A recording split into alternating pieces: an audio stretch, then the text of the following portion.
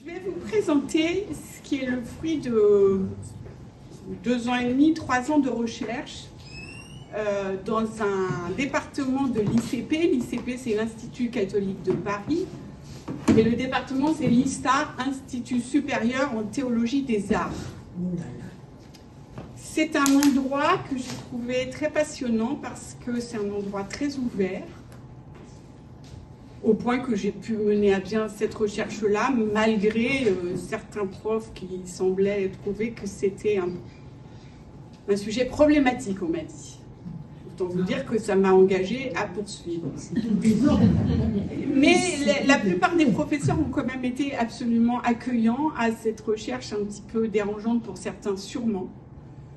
J'espère que pour vous, elle ne sera pas choquante, parce que c'est vraiment pas mon propos. On va voir. C'est pas l'idée de vous mettre à mal.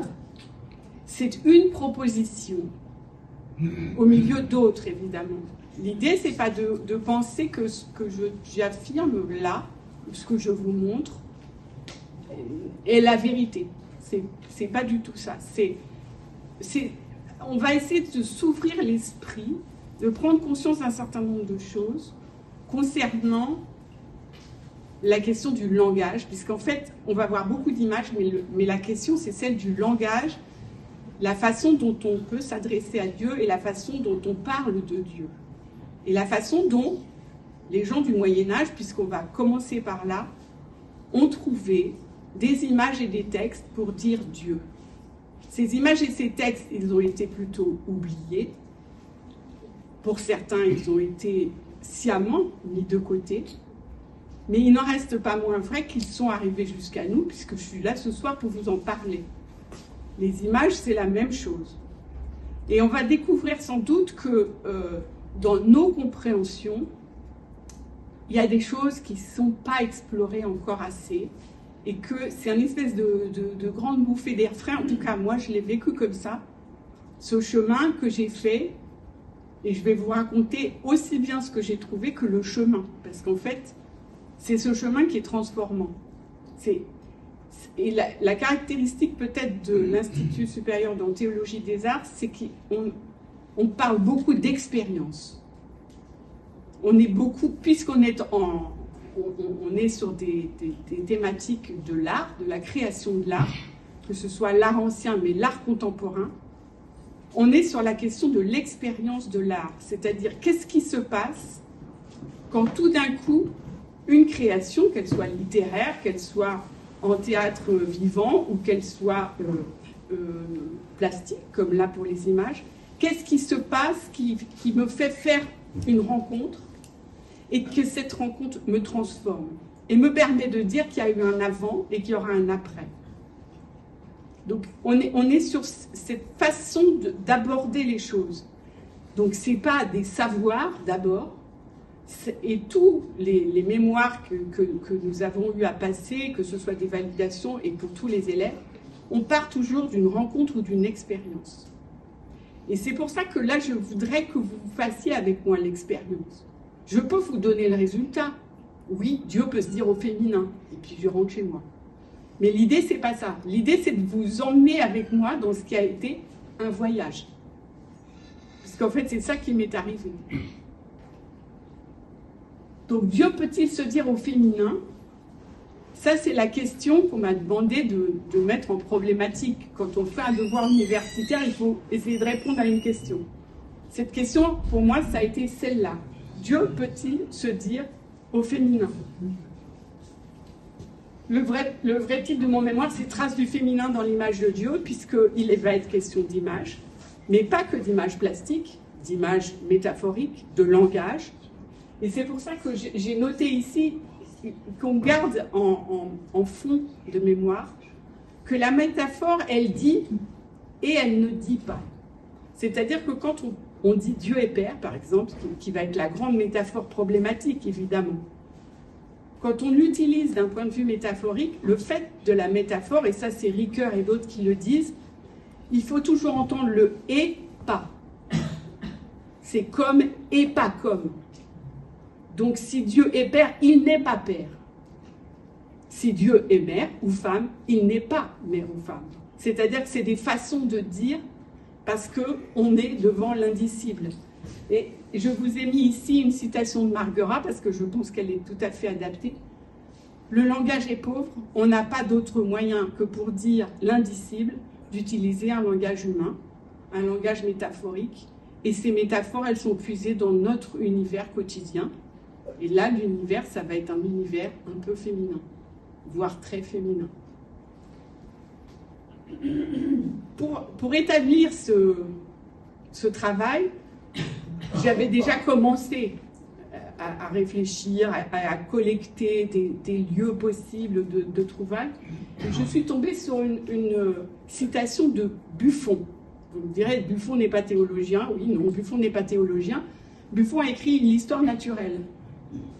Mais par contre, il a une méthodologie qui m'intéresse beaucoup, puisqu'il dit qu'il faut d'abord rassembler des échantillons, et il dit qu'il faut même les contempler sans dessin, c'est-à-dire les collecter, sans avoir de savoir où on va, juste les collecter.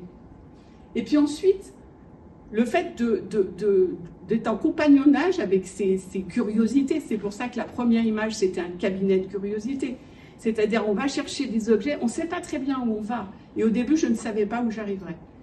Mais après, le fait de les voir, de les pratiquer, d'être en compagnie d'eux, nous permet de nous élever à des vues plus générales pour arriver à des découvertes utiles. Et c'est exactement ça qui a été finalement le déroulement de mon travail. Même si au départ, je ne savais pas que c'est comme ça que j'allais procéder. Mais il se trouve que Buffon donne une méthode. Alors vous allez voir ici plusieurs axes. Évidemment, un axe qui est celui qui va être celui des textes, et puis un axe qui va être celui des images. Et puis entre les deux, traduction, langage, ça va être surtout pour les textes, mais pas que, ça peut être aussi pour les images. Tout ça n'est encore pas très construit, mais c'est comme ça que ça s'est passé. Et il y a eu un jour, presque un jour, et c'est là l'expérience première du travail, où j'ai été mis en contact avec des textes de Julienne de Norwich et avec des images du Moyen-Âge, de façon presque non décidée. Un voisin me prête un bouquin et puis je lis en même temps les textes de Julienne. Julienne de Norwich, c'est une mystique anglaise qui meurt en 1416. C'est pendant la guerre de 100 ans, c'est les épidémies de peste, la moitié de l'Europe meurt de la peste. Cette femme est recluse, c'est-à-dire que c'est un mode de vie monastique de l'époque. On ne sait rien d'elle. On l'appelle Julienne parce qu'elle était recluse dans une église qui s'appelait St. Julian of Norwich, en Angleterre. Mais on n'en sait pas plus. Par contre, on a un livre d'elle. On en a 4 versions. Un livre qui s'appelle le livre des révélations, où cette femme, dont on ne sait pas si elle était extrêmement lettrée, pas, sans doute plutôt, elle raconte une expérience mystique, donc c'est un récit d'expérience, une expérience mystique qu'elle a eue suite à une maladie. Le récit est assez complexe, très surprenant. Elle met 20 ans avant d'oser l'écrire, tellement l'expérience lui est forte, et en même temps, tellement elle n'a pas les mots, et elle le dit, elle n'a pas les mots pour raconter ça. Mais elle a l'intuition, au bout de 20 ans, qu'elle ne peut pas garder ça pour elle, et elle le raconte dans ce fameux livre. C'est un livre qui est considéré par les Anglais comme une des toutes premières œuvres littéraires, pour le coup, donc artistique, en anglais. Elle n'écrit pas en latin, elle écrit dans sa langue qui est sa langue maternelle, qui est un anglais qui n'est pas celui de maintenant, mais qui est en anglais. Cette femme est sur la liste des causes de doctorat, c'est-à-dire qu'elle est potentiellement docteur de l'Église. C'est pas non plus Madame Michu, un peu hystérique au fin fond de l'Angleterre. On n'est pas du tout là-dessus. On est sur une très grande mystique. Le problème, c'est que ces femmes à l'époque n'avaient évidemment pas accès à l'université, et donc leur savoir, qui est incontestable, n'était pas un savoir scolastique, c'était un savoir qui vient de l'expérience mystique. Autant vous dire que pour un certain nombre de nos braves pères de l'Église, ça pique un peu. qu'une femme pas très éduquée, dont on ne sait rien, et cette fulgurance de ce qu'est par exemple la Trinité, de ce qu'est l'incarnation, alors qu'on ne lui connaît, on ne sait rien d'elle, c'est compliqué. Il n'empêche que ces écrits sont arrivés jusqu'à nous. Et donc je voudrais que vous preniez maintenant le temps, Alice va vous passer une feuille, dans laquelle il y a un extrait, mais qui pour moi a été le moment le plus important de ma recherche, puisque c'est mon point de départ, c'est ça qui m'a fait me mettre en route. Un extrait de ce fameux texte que je vous lis, puis vous allez l'avoir sous les yeux. C'est Julienne de Norwich qui parle. Mais quoi? Notre vraie mère, Jésus, est la seule à nous enfanter pour la joie et la vie éternelle. Béni soit-il. Il nous porte en lui dans l'amour et dans la fatigue jusqu'au temps fixé par lui pour supporter les épines les plus acérées et les souffrances les plus douloureuses qui existèrent ne cesseront jamais jusqu'à en mourir.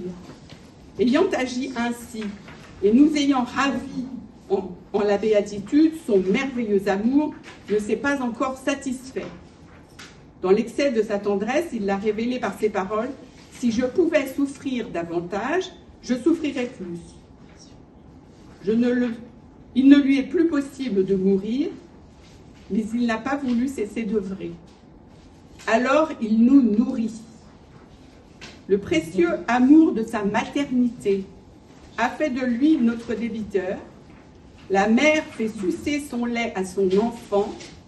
Notre divine mère Jésus peut nous nourrir de lui-même. Il le fait tout courtoisement, tout tendrement, par le Saint-Sacrement béni, précieuse nourriture de la vraie vie. Vous imaginez bien que quand j'ai lu ça la première fois, je me suis un peu pincée, parce que je ne connaissais pas du tout la pensée mystique, encore moins celle des femmes, qui n'est pas très répandue, et je ne connaissais pas Julienne de Norwich. Donc, que cette femme ait l'audace de dire ça. Jésus est notre vraie mère, c'est-à-dire que nous sommes des mères en imitation de Jésus. La seule qui donne la vie éternelle, c'est Jésus. Nous, nous donnons éventuellement une vie terrestre, mais pas la vie éternelle. Donc Jésus est notre vraie mère. Et ça, elle ne le dit pas qu'à un seul endroit du texte, je vous ai donné qu'une citation, mais évidemment, ça revient à plusieurs moments. Et tout d'un coup, je me suis dit, mais c'est complètement sidérant. Et vous voyez qu'à côté, il y a une image, qui est une image de la même époque. Alors, elle est en noir et blanc. L'original est en noir et blanc, donc on ne voit pas très bien. Où on voit un Adam allongé, la tête couchée sur le côté, un orifice dans l'abdomen d'Adam, une jeune femme qui est tirée de l'Adam, évidemment c'est Ève, et d'ailleurs c'est marqué au-dessus, les noms sont notés, et Dieu qui, telle une sage-femme, extirpe cette Ève de l'abdomen d'Adam. C'est-à-dire que dans cette représentation de la création d'Ève, puisque c'est comme ça qu'on appelle cet épisode, eh bien, Adam a le rôle d'une femme, et Dieu a le rôle d'une femme, puisqu'il est sage-femme. On sait qu'au Moyen-Âge, l'accouchement, c'est une affaire de bonne femme. Il n'y a pas d'homme.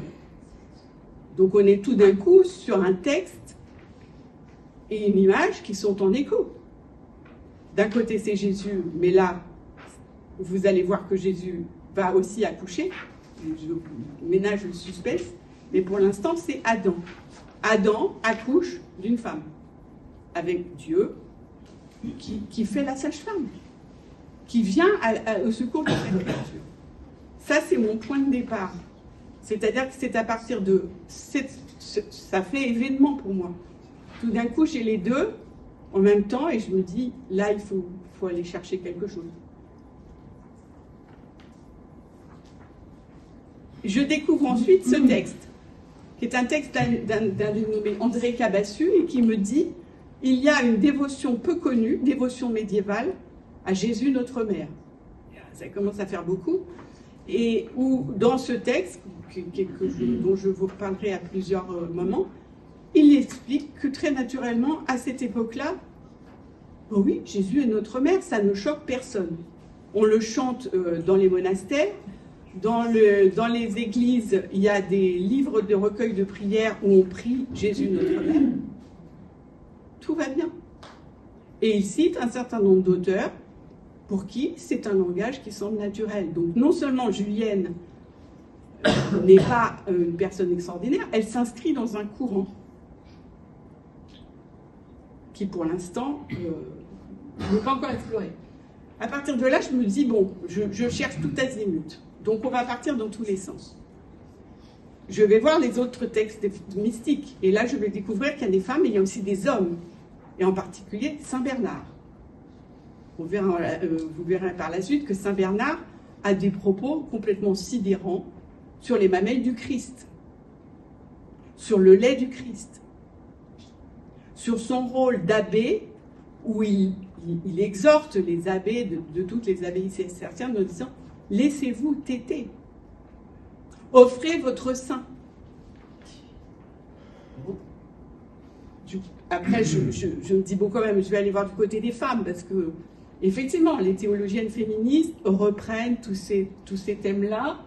Elles sont aussi dans une exégèse féministe, où la question est celle d'aller questionner, alors là, pas seulement les textes des mystiques ou les textes du Nouveau Testament, mais l'ensemble des textes bibliques, avec ce qu'elles appellent le soupçon.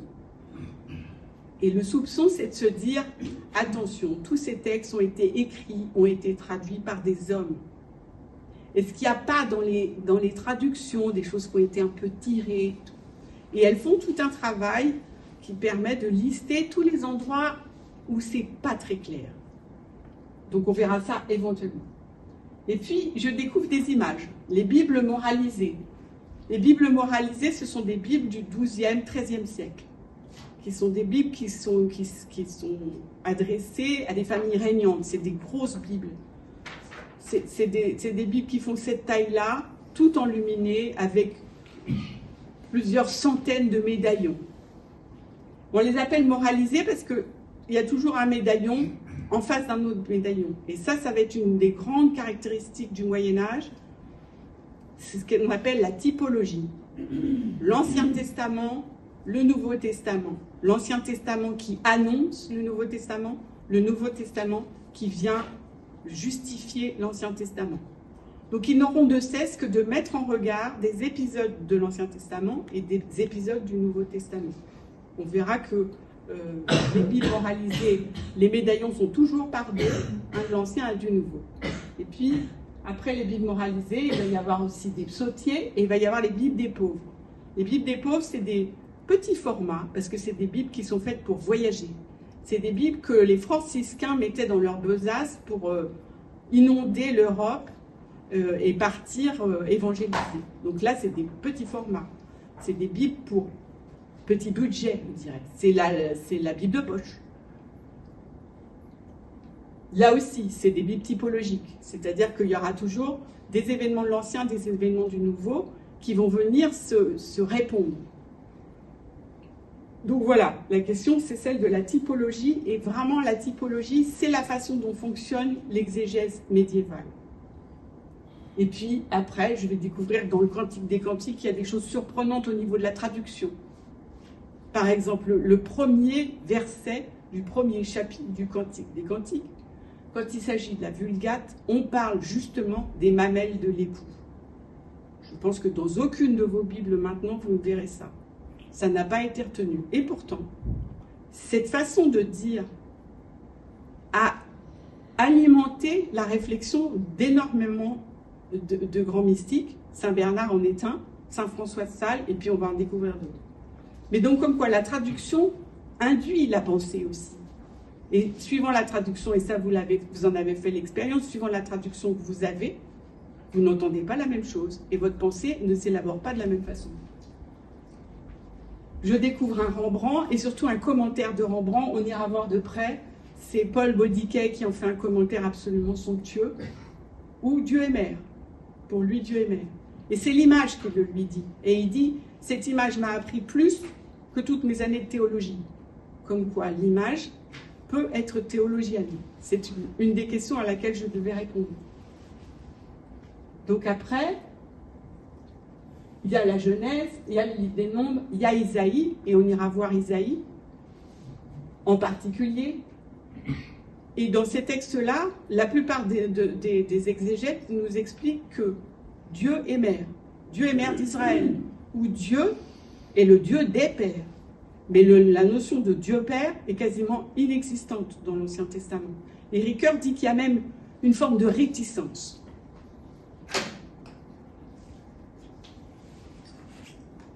Après, nous verrons qu'il y a aussi un certain nombre d'images qui ont fini par être refusées, parce qu'elles allaient un peu loin.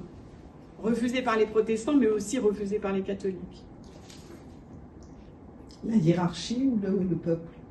Non, pas le peuple. Le peuple, il refuse jamais rien. En tout cas, pas de façon... Alors après, il y a l'Église, et il y a aussi les crises iconoclastes, c'est-à-dire qu'il y a un certain nombre de d'images qui ont été détruites. Parce que la question de l'image en milieu chrétien, jusqu'à la Réforme, c'est pour tout le monde, c'est vrai. Est-ce qu'on a le droit de représenter Dieu? On a le droit de représenter Dieu que par l'incarnation. Parce qu'il s'est fait Christ, il s'est fait homme. Un homme, on peut le représenter, mais Dieu, on ne peut pas. Donc pendant très longtemps, Dieu n'est pas représenté.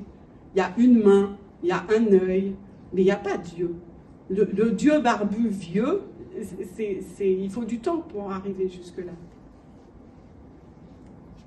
Après, donc on pourra aller voir si on en a envie, les pères de l'Église. Les pères de l'Église, c'est très intéressant parce qu'ils utilisent pour certains ce vocabulaire tout à fait féminin, mais par contre, ils contestent l'image que la femme puisse être à l'image de Dieu au même titre que l'homme. Il ne faut pas exagérer. D'accord pour dire que la femme est seconde à l'homme, et donc l'homme est la véritable image de Dieu. La femme est éventuellement l'image de l'homme. Ça peut passer. Mais en même temps, pour certains, ils utilisent ce vocabulaire féminin. Donc il y a une espèce de là aussi de truc où on sent bien que c'est compliqué, ça va pas de soi. Après, j'ai découvert que les noms de Dieu, un certain nombre de noms de Dieu, en fait, ont des racines féminines. Ils possèdent, dans la façon dont ils sont écrits, du féminin. Et pourtant, c'est des noms d'un Dieu masculin. Donc, ça interroge. Je suis aussi, du coup, allée voir, parce qu'on tire des fils, des théologiens. Et il y a des grands théologiens qui ont dit des choses très intéressantes sur cette question-là. Congar, Yves Congar, dont le dernier grand livre est un livre sur le credo, je crois. Et il a tout un chapitre qu'il consacre à la féminité de l'esprit. L'Esprit Saint, pour Congar, est féminin. Congar, c'est un des grands du Vatican II. Un autre, c'est Rahner. Et puis, je vous donnerai les autres. Et puis, surtout, un très grand, c'est Zindel. Zindel qui, tout au long de sa carrière, et il a écrit énormément, parle de la maternité divine de Dieu. Donc, pour lui, Dieu est mère. Les lettres de Paul. Alors, Paul, on en a l'image d'un misogyne, la plupart du temps. Eh bien, il y a un certain nombre d'exégètes récents qui soulignent la maternité divine chez Paul. Et il y a des endroits où Paul se prend pour une mère. Et il se prend pour une mère parce qu'il s'identifie à Jésus, mère. Donc il y a là aussi des choses à aller revisiter parce qu'évidemment, ce n'est pas ça qu'on a en tête. Dans l'évangile de Jean, il y a deux choses que j'ai retenues, mais il faut y retourner. Tout ça, c'est des débuts de piste. C'est que dans l'évangile de Jean, Marthe dit exactement la même chose que ce que dit Pierre dans un autre évangile, et qui fait que Jésus lui répond « Tu es Pierre, et sur cette pierre, je bâtirai mon église. » Marthe, on lui dit rien. Et pourtant, elle dit la même chose. Et puis, il y a un autre endroit de cet évangile où Jésus lui-même annonce sa mort et sa passion en parlant d'une femme qui accouche. Donc, il nous prépare à cette fameuse analogie entre la croix et l'accouchement. Donc c'est ces deux épisodes-là. Et puis alors, un autre lieu, qui serait aussi un lieu de recherche, c'est le lectionnaire des lectures. Et là, de nouveau, je tombe sur un article où dans le lectionnaire, celui qu'on utilise en ce moment, un certain nombre de lectures s'arrêtent juste avant qu'il y ait une femme qui ait un rôle important. Par exemple, Marie-Madeleine. Où on présente un certain nombre de prophètes, mais pas de prophétesses. Où le rôle de Myriam est gommé. Ça fait beaucoup.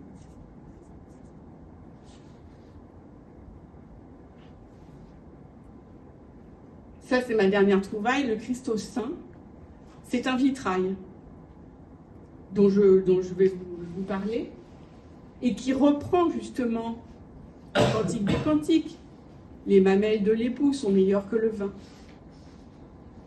C'est un vitrail qui est encore en place dans la cathédrale du Mans et qui ne dérange personne. Je ne suis pas sûre que les gens comprennent de quoi il s'agit. Il n'a pas été déboulonné. L'onction de Béthanie, c'est encore un autre exemple où là, j'ai l'impression qu'en plus notre mémoire nous joue des tours. De même que certains sont persuadés que Paul est tombé de cheval, beaucoup pensent que dans le repas chez Simon ou dans l'onction de Béthanie, la femme est forcément à quatre pattes par terre et c'est forcément une pécheresse. Eh bien, les évangiles ne nous disent pas ça. Sur l'ensemble des épisodes, 3 épisodes, elle n'est pas à quatre pattes par terre. Elle est debout et elle fait l'onction sur la tête du Christ. Donc pourquoi notre mémoire, et sans doute à cause des images justement, a gardé cette idée de femme pécheresse? Alors en plus, il y a un pape qui s'en est un peu mêlé et qui a décidé que Marie-Madeleine, la femme pécheresse, la femme qui oint le Christ, c'est la même. Comme ça, c'est plus simple. C'est Marie-Madeleine la pécheresse et ça arrange tout le monde. Sauf que ce n'est pas du tout ça, les évangiles ne disent pas ça. Mais petit à petit, c'est ça qui va nous imprégner. Donc on verra ça ici. Donc voilà maintenant un peu ce que ça donne, ma recherche. C'est un espèce de calendrier de l'Avent. C'est-à-dire qu'à partir de ça, je peux aller cliquer sur chaque endroit et c'est vous qui allez me dire un peu. Et on va découvrir des endroits où il se passe des choses un petit peu étonnantes. Donc, je commence, puisqu'il faut bien. Je commence par les images médiévales, puisque c'est ça qui m'a mis en route. Dans ces images médiévales, j'ai fait exprès de ne garder, parce que je ne pouvais pas tout garder, que 3 grands chapitres, la parturition, la nutrition et le portage, qui sont sans doute 3 gestes féminins et qui vont être là accomplis par Adam, le Christ ou Dieu.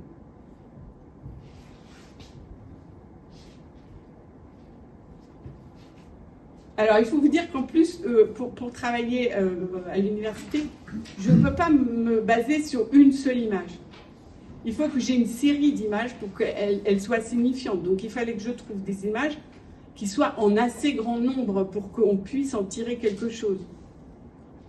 La parturition, par exemple, qui est cette idée de l'accouchement, je n'ai gardé des images de création d'Ève qu'à la condition que ce soit avec un orifice. Parce qu'il y a d'autres façons de représenter la création d'Ève. Par exemple, Dieu qui ouvre le côté d'Adam, qui sort une côte, et on voit Dieu qui sort une espèce de côte, là, une côtelette. Et puis l'image d'après, il bricole une Ève avec ça. Ces images-là, je ne les ai pas gardées. Il y a une autre image, et on la verra parce qu'on la croisera dans un autre contexte, où, pour le coup, on respecte le texte, et Adam et Ève est plutôt tirée de derrière Adam. Du côté d'Adam, ce qui est la bonne traduction. Là, pour mon propos, j'ai gardé celle où elle était tirée de l'abdomen d'Adam.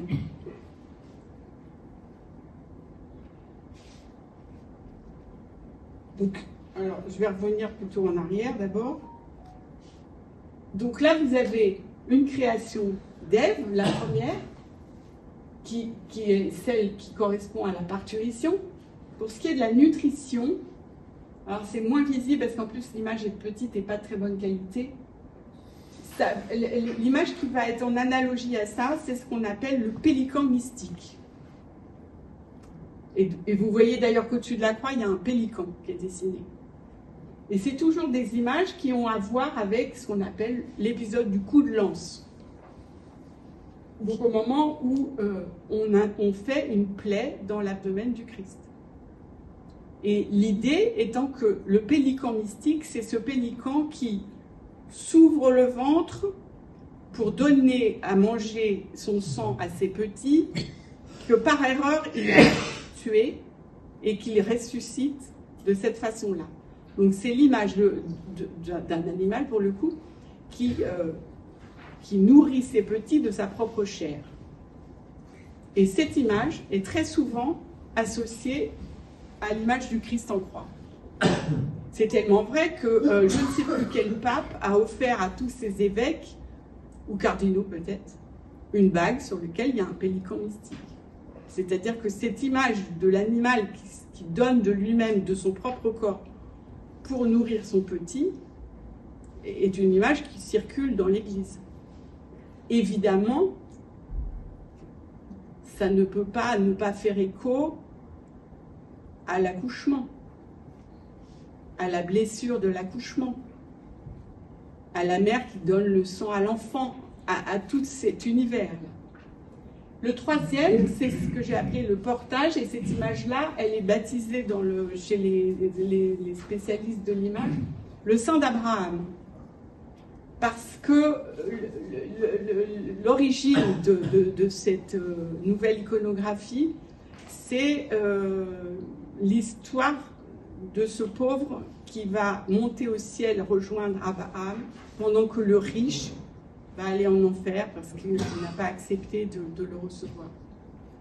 À partir de là, il va y avoir toute une iconographie extrêmement foisonnante autour du sein d'Abraham, ou les élus dans le sein d'Abraham, ou Lazare dans le sein d'Abraham. Enfin, c'est ensuite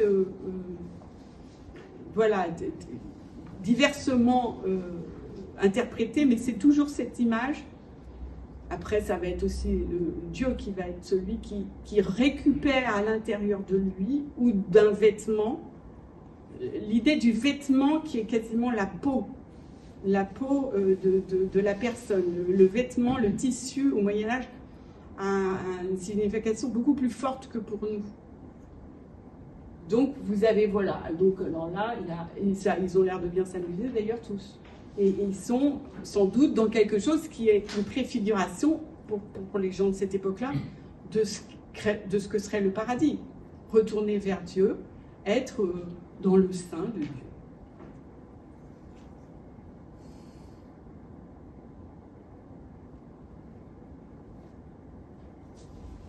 Voilà les images dites de parturition.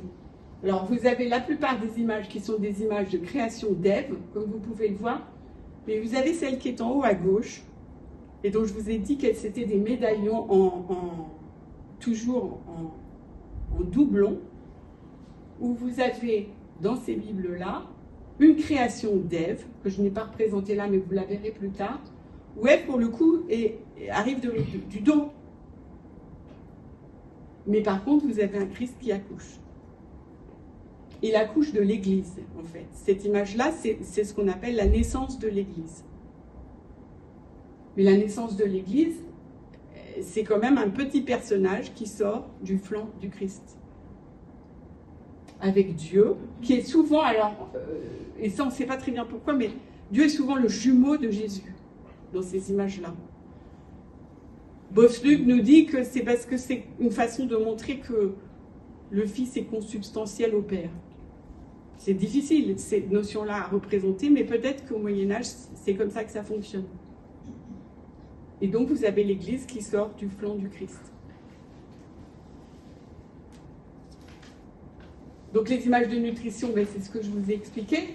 En voici plusieurs où vous avez toujours quelque part, alors pas forcément sur directement au-dessus de la croix, mais dans plusieurs exemples, la présence de ce fameux pélican.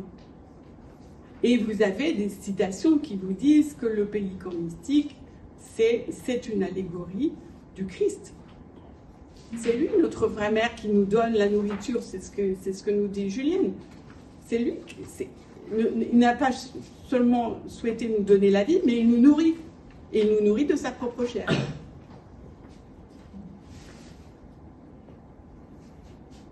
Et voilà les fameuses images de portage, les images de Saint d'Abraham. Alors, mais il y a des déclinaisons à ces images-là. Celle que vous avez tout à droite, c'est vraiment le Saint d'Abraham. Et puis, vous avez celle qui est au centre. Et puis, vous en avez deux qui sont aussi deux façons de porter. Celle au milieu en bas, c'est ce qu'on appelle la compassion du Père. Vous verrez que cette image-là va disparaître et à la place, on aura la Pietà. Où tout d'un coup, le Père disparaît et c'est Marie qui va reprendre ce rôle.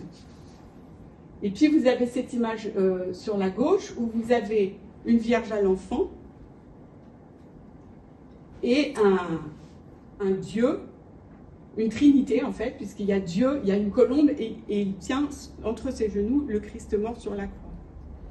Mais vous avez donc bien un parallèle entre Dieu qui porte son Fils et Marie qui porte son Fils.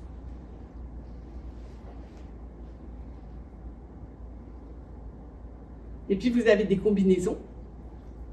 Donc celle de gauche, eh bien, on retrouve d'une part le trône de grâce, c'est-à-dire Dieu le Père qui porte son Fils, mais aussi qui porte les élus dans un linge qui est le sein d'Abraham. Donc on a une combinaison des deux.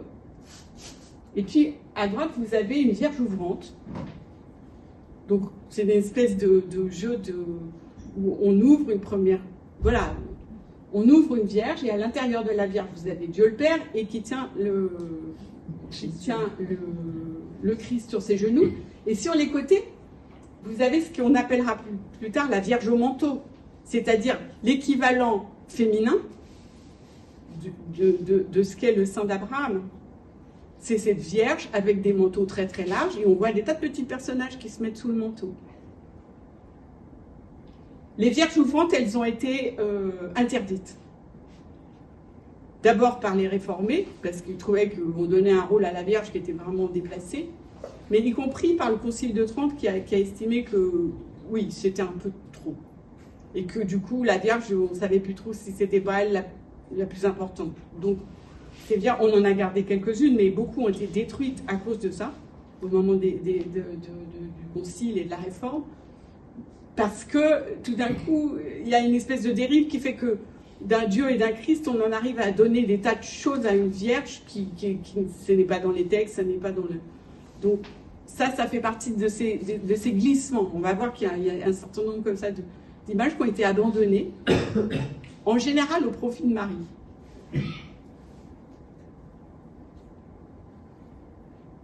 Et ça, je voulais quand même vous le mettre à la fin parce que vous avez à droite le sein du Père, puisque maintenant vous comprenez comment ça fonctionne. C'est Dieu avec un espèce de grand linge, et puis tous les élus, là, toutes ces petites têtes, ce sont les élus. Ceux qui sont déjà dans l'au-delà et ont rejoint le Père. Mais à côté de ça, vous avez une image d'anatomie, qui est une image d'un livre d'un précis d'anatomie d'Albert le Grand, donc à peu près la même époque, et où vous voyez la façon dont on se représentait la question de la grossesse et de la génération. C'est une femme qui a déjà en réserve, à l'intérieur de son utérus, tout un tas de petits personnages déjà prêts. Puisqu'on ne sait pas très bien comment ça fonctionne, ces choses-là. On n'a encore pas vraiment la possibilité de disséquer. Et donc, on cherche des idées. Et la façon dont on se représente le corps d'une femme qui est en capacité de donner des enfants, eh bien, c'est qu'en fait, elle les a déjà tous à l'intérieur. Et donc, c'est là qu'on peut voir qu'il y a une similitude, finalement, entre les deux. Il se passe quelque chose, là, de l'ordre d'un croisement des langages. Donc, voilà pour ce qui est par exemple, des images médiévales. Alors, je ne sais pas s'il y a un autre sujet qui vous paraît primordial, mais sinon, je vous emmène sur ces fameuses Bibles moralisées. Voilà comment ça fonctionne. Alors, à gauche, vous avez c'est sans doute un modèle, c'est-à-dire que ces choses-là étaient très codifiées, donc il y avait des modèles. Et puis, à chacun, ensuite, d'agrémenter ces modèles. Et donc, voilà comment ça marche.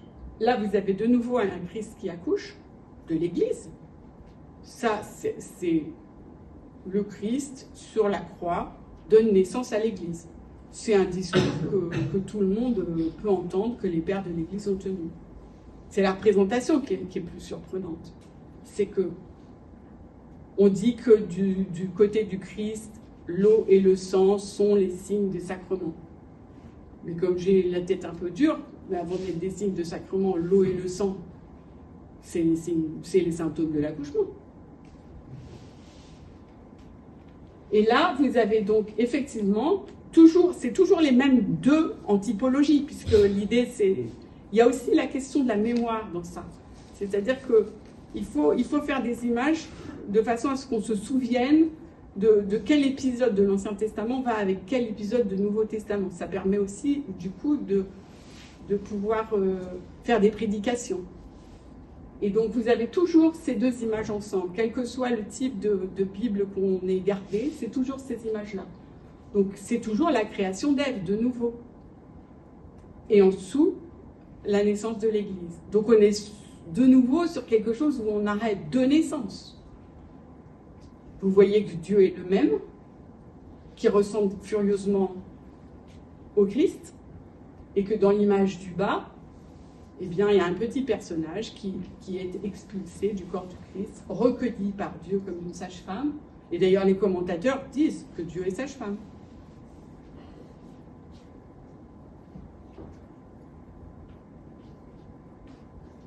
Donc voilà d'autres exemples.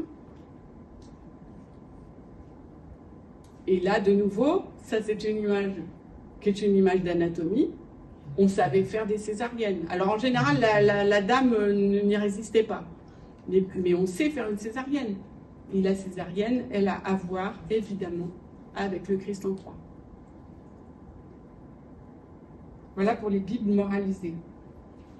Alors maintenant, si vous voulez, je vous emmène vers les Bibles des pauvres. Alors les Bibles des pauvres, donc j'ai dit, c'est des tout petits ouvrages qui servent aux franciscains à mémoriser sans doute aussi beaucoup les prédications. Et là, de la même façon, il y a des modèles. Et dans les modèles qui existent, les 3 épisodes que j'ai notés là sont toujours ensemble. C'est-à-dire que quand vous avez...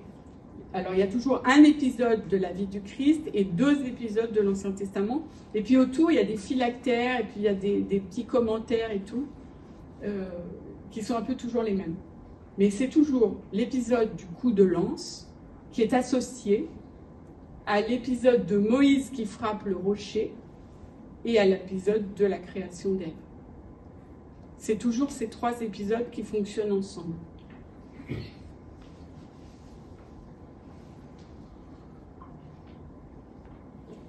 Ouais, 2 autres types de représentations. Et alors, dans ces représentations, la création d'Ève, c'est toujours une création à partir d'un orifice de l'abdomen d'Adam. Donc, autant dans les Bibles moralisées, celui qui accouchait, c'était Jésus, et Adam n'accouchait pas, puisqu'en fait, Ève venait de derrière. Là, c'est bien Adam qui accouche. Il y a toujours donc cette constante que dans ces 3 épisodes, il est question de plaie, de sang et d'eau. Et certains commentateurs vous expliquent que le rocher qui a été frappé, c'est le Christ. Donc on circule toujours dans ces notions-là. Donc voilà comment ça se typologise en fait. Vous avez toujours les trois épisodes et puis au-dessus, en dessous, vous avez un certain nombre de versets. Mais je ne suis pas sûre que ce soit le plus important à mémoriser. Donc voilà, à partir de là, d'abord, je ne sais pas quelle heure il est. Donc je ne sais pas si vous voulez continuer ou si vous voulez me poser des questions. Continue.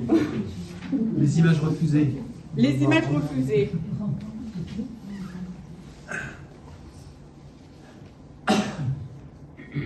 J'en ai mis 3, mais il pourrait y en avoir d'autres. Hein. La toute première, c'est une image, c'est dans un bréviaire du Moyen-Âge. Et c'est la plaie du Christ. Une des plaies du Christ. Il y a eu beaucoup d'images de dévotion autour des plaies du Christ au Moyen-Âge. Quand on a l'esprit mal tourné, on explique que c'est aussi le sexe d'une femme. Après, mal tourné, c'est vous. Enfin voilà. La deuxième image, c'est ce qu'on appelle la lactation de Saint Bernard. Alors, je dois dire que la première fois que je suis tombée devant cette image, j'ai pas très bien compris de quoi il s'agissait. Parce que ce fameux Saint Bernard, on le voit quand même beaucoup. Il est très occupé autour des mamelles du Christ. Il dit qu'il doit offrir son sein à ses moignons. Enfin bon, on sent bien qu'il y a un truc qui... Voilà. Et la lactation de Saint Bernard, c'est la Vierge qui asperge Saint Bernard de son lait. Autant vous dire que c'est pas forcément le truc qu'on va garder. Et pourtant, il y en a énormément de versions, hein. C'est pas du tout la seule. Et d'ailleurs, ça a un titre, ça s'appelle Lactation de Saint Bernard, tout le monde sait de quoi il s'agit. La dernière qui a été refusée, elle aussi, c'est ce qu'on appelle la double intercession. Alors là, je la trouve aussi très étonnante, et elle a été finalement abandonnée. Vous avez donc Dieu le Père, comme une espèce de pape sur la droite, et vous avez dans deux attitudes absolument parallèle, la Vierge qui montre son sein et on ne voit pas, mais normalement le lait en sort, et le Christ qui fait le même geste avec son côté sanguinolent. Il faut savoir qu'au Moyen-Âge, le lait et le sang, c'est la même chose. C'est-à-dire que, pareil, on ne sait pas très bien comment fonctionnent les choses, et ce qu'on a constaté par contre, c'est que les femmes, quand elles allaitent, n'ont pas de règles, n'ont pas de menstrues. Donc, c'est que ça doit être le même truc. C'est que le lait et le sang sont le même ingrédient. Et donc, il y a un parallèle, alors là, métaphorique, complètement, parce que tout ce que je vous raconte là, c'est une métaphore, vous avez bien pigé. Eh bien, le lait et le sang, c'est la même chose. Et donc, on va parler du lait.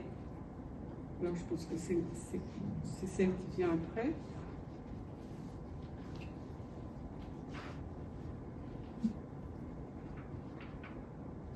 Non, c'est pas celle qui vient après. Ça, c'est les autres disparitions. Les autres disparitions, le sein d'Abraham est abandonné. Et à la place, on va avoir la Vierge au manteau. Et une autre image qui va être refusée, c'est ce qu'on appelle une quaternité. Eh bien, parce que là, la Vierge, elle est au même rang que les autres personnages de la Trinité. Et là, de nouveau, c'est un peu trop.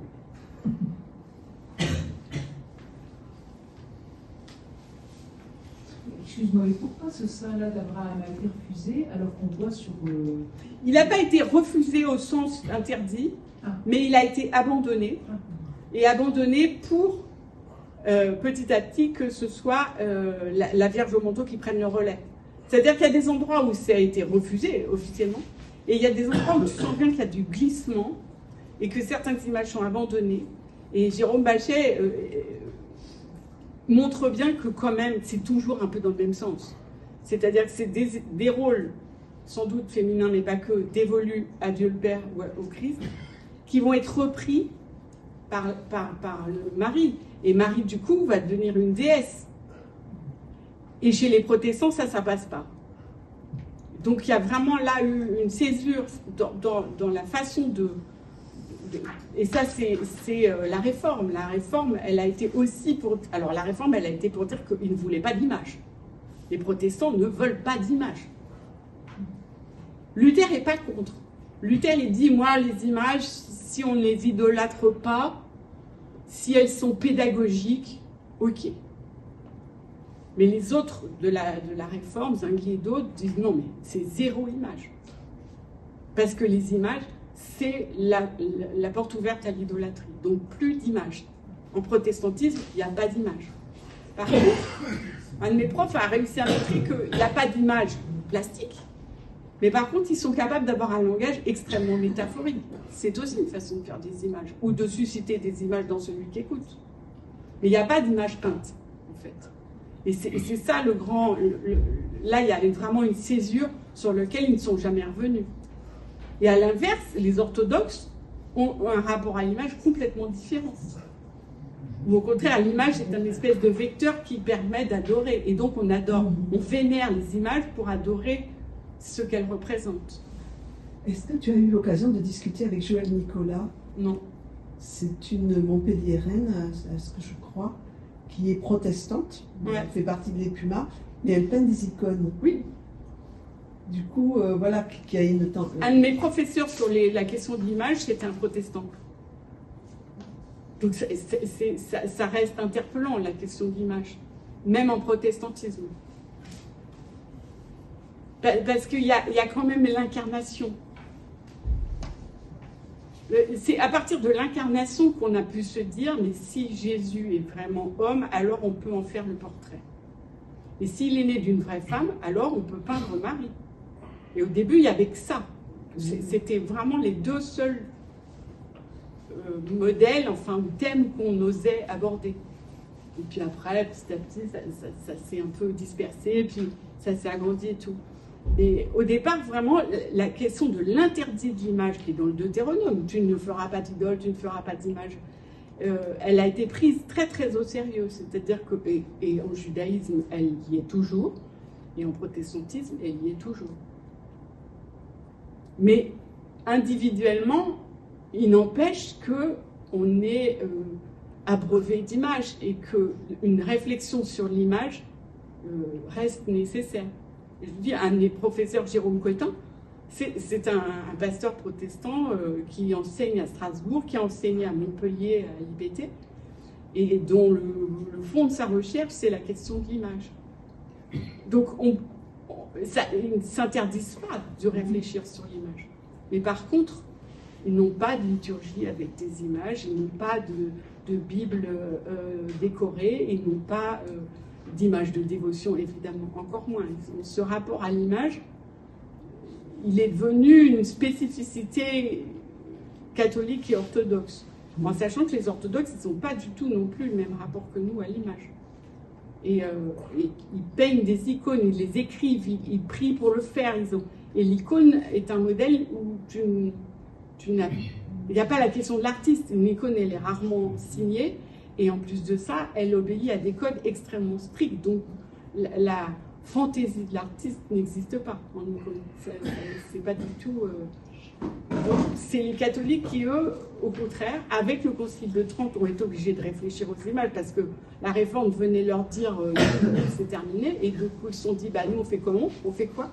Et donc, après toute une réflexion, ils ont considéré que si, il fallait conserver la possibilité de créer des images, de créer des tableaux, alors avec sans doute, au moins à cette époque-là, des règles extrêmement strictes, tellement strictes qu'en Espagne, il y avait l'Inquisition, qui venait vérifier que les peintres ne faisaient pas n'importe quoi. Et donc quand tu étais peintre en Espagne, juste après le Concile de Trente, le cahier des charges, il était serré, parce qu'il n'était pas question de dévier. Donc tout ça, on sentait bien qu'il y avait là quelque chose qui pouvait être vite, soit de l'idolâtrie, soit contre-productif. Et il fallait que l'image, après le Concile de Trente, ce soit une image qui suscite l'émotion.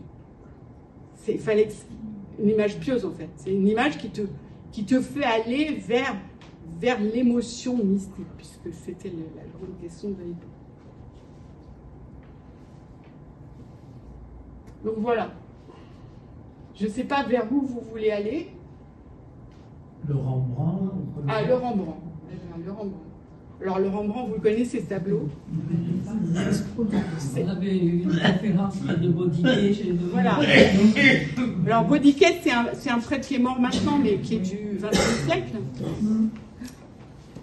Et qui, voilà ce qu'il en dit, au moins au début, il dit, dans ce tableau m'a appris bien plus que des années de théologie. C'est-à-dire que tout d'un coup, un artiste inspiré et une toile disent plus que tous les discours qu'on a pu faire sur le sujet. Et ils disent que Dieu est femme. En tout cas, c'est ce que lui, il lit. Alors, l'idée dans le tableau de Rembrandt, c'est que les deux mains du Père, il y aurait une main masculine et une main féminine. Ça, c'est ce qu'on a souvent entendu dire à propos de ce tableau. Bodiquet est un type qui est un espèce de fou de Rembrandt. Donc, il a étudié ce tableau-là, mais il en a étudié d'autres. Il y en a un commentaire qui est absolument somptueux. Il trouve aussi que entre la tête et les mains, il y a une espèce d'ovale qui serait le ventre de Dieu, dans lequel le prodigue retourne se remettre et renaître à partir de là. Voilà. Donc il y a toute cette lecture-là, et il finit par dire, mais Dieu est père autant que mère. Donc il y a cette intuition, alors évidemment, pour nous en tant que théologiens des arts, ou enfin en tout cas plasticienne, puisque ça m'arrive aussi, je trouve que là il a une façon d'en parler qui est très belle d'une part. On sent qu'il a beaucoup regardé le tableau, qu'il s'en est imprégné, qu'il s'est laissé déplacer, jusqu'à finir par dire, ah ouais, ce Dieu-là, il est père et mère.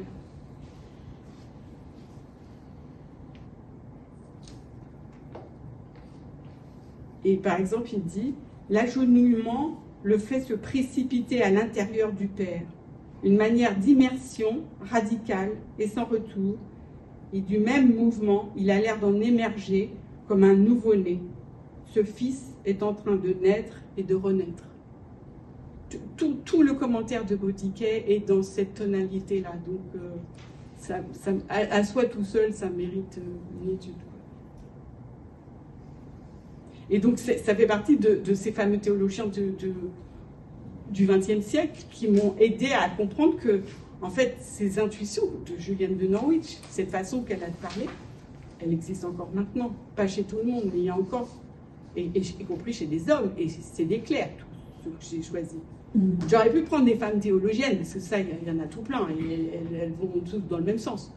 Ce qui me semblait plus intéressant, c'est tout d'un coup d'entendre ces mots-là dans la bouche d'hommes théologiens du XXe siècle, c'est-à-dire à distance de ce mouvement, de ce grand mouvement mystique qui a drainé tout le Moyen-Âge et où ce vocabulaire semble, somme toute, assez banal.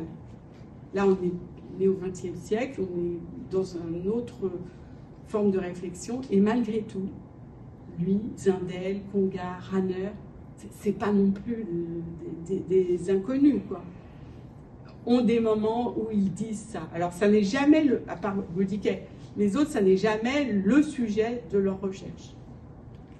Mais au hasard de leur recherche, qui sont sur d'autres sujets théologiques, ils laissent transparaître ces choses-là. Beauchamp aussi. Donc, voilà, ce vocabulaire, et c'est un peu la conclusion finalement, ce vocabulaire du féminin, il est nécessaire aussi. On ne peut pas en faire l'économie. C'est pas pour dire qu'il faut le faire dominer sur d'autres façons de dire Dieu. C'est pour dire que si cette source-là ne s'est pas tarie, est arrivée jusqu'à nous, c'est sans doute qu'on ne peut pas faire autrement, qu'on en a besoin. Et arriver à se dégager des clichés qu'on a sur Dieu, Père, puissant, Seigneur, Roi, enfin toute la clique, pour dire de temps en temps autre chose, c'est sans doute aussi, et c'est comme ça que moi je l'ai reçu, une façon de me tenir chaste vis-à-vis de Dieu et de ne pas l'étiqueter et de ne pas lui plaquer des images qui ne sont pas les bonnes. Et à partir du moment où on multiplie les images, on a moins de chances de phagocyter Dieu, d'en faire un Dieu à notre mesure, à notre image. Et je crois que c'est ça la question du langage sur Dieu. c'est une forme de garder présent à l'esprit qu'on y va en balbutiant, on y va en tâtonnant, on y va par métaphore, on tourne autour parce que c'est indicible, mais ce n'est pas indicible et masculin. C'est indicible. Et donc, tout ce qu'il y a comme autre façon de dire permet d'ouvrir un peu ce carcan, d'ouvrir, de quitter certaines images qu'on a qui ne sont pas toujours ajustées. On peut voir les noms de Dieu, justement. Oui.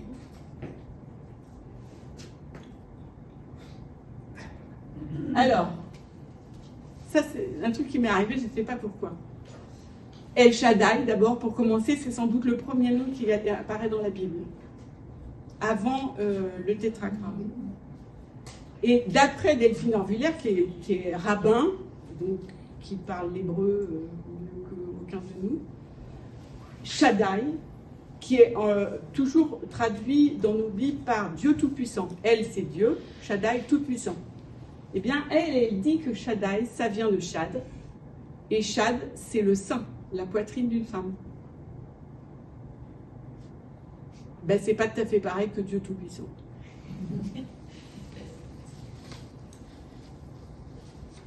Et elle n'est pas la seule à le dire. Alors, il y a toujours ce problème-là, quand on a un auteur qui dit un truc qui vous plaît bien, on se dit, bon, bah c'est bon, ça je garde. Quand il n'y en a qu'un, on est un peu embêté quand même, parce qu'on se dit, non, mais alors s'il n'y en a qu'un, ça ne le fait pas. Et donc, il faut en trouver d'autres. Et on en trouve d'autres qui viennent dire la même chose qu'elle. Puis on en trouve qui ne diront jamais ça, et qui te disent, non, mais quand tu dis ça, non, c'est pas possible. Et pourtant, est-ce qu'on ne peut pas tenir les deux? Dieu Tout-Puissant, pourquoi pas? Mais aussi un Dieu des saints, c'est-à-dire un Dieu qui dit autre chose que la toute-puissance telle qu'on peut l'imaginer, une puissance un peu virile. Donc, gardons les deux.